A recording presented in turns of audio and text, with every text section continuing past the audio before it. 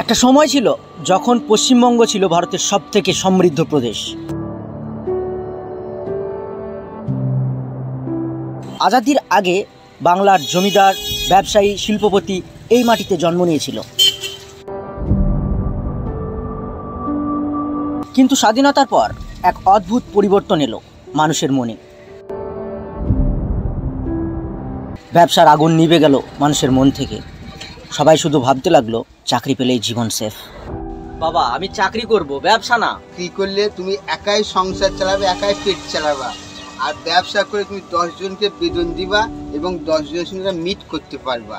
ব্যবসা ছেড়ে চাকরির পিছনে ছোটা, এই ভুলটাই কি পশ্চিমবঙ্গের পতনের কারণ? একটা সময় ছিল যখন কলকাতা ছিল ভারতের ব্যবসার রাজধানী।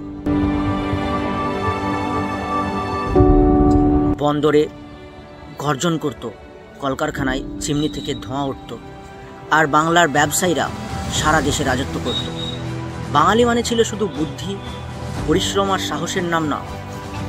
শুধু জমিদার না, ব্যবসায়ী ছিল সম্মানের প্রতীক।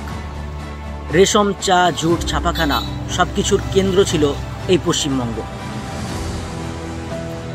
কিন্তু তারপর ধীরে ধীরে বদলে গেল সব কিছু। আমরা ভাবলাম চাকরিটাই সব। সরকারি চাকরি মানেই নিরাপত্তা, মানে সম্মান, মানে স্থায়িত্ব। আর ব্যবসা, ওটা নাকি ঝুঁকি, ওটা নাকি অনিশ্চয়তা। এই এক ভুল চিন্তাই আমাদের মেরুদণ্ড ভেঙে দিল।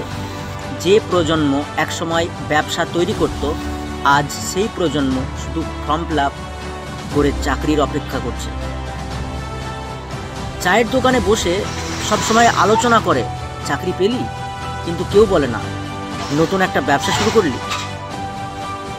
যখন দেশের অন্য রাজ্যগুলো ব্যবসা, ইন্ডাস্ট্রি, স্টার্ট আপে এগিয়ে যাচ্ছে, তখন পশ্চিমবঙ্গ পিছিয়ে পড়েছে কেবল একটাই কারণে।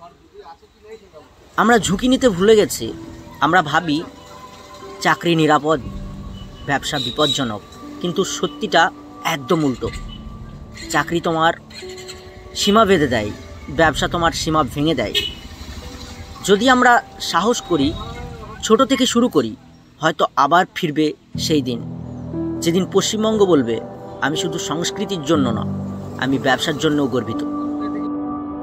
পশ্চিমবঙ্গের পুনর্জন্ম শুরু হবে যেদিন আমরা চাকরি না, সৃষ্টিকে বেছে নেব।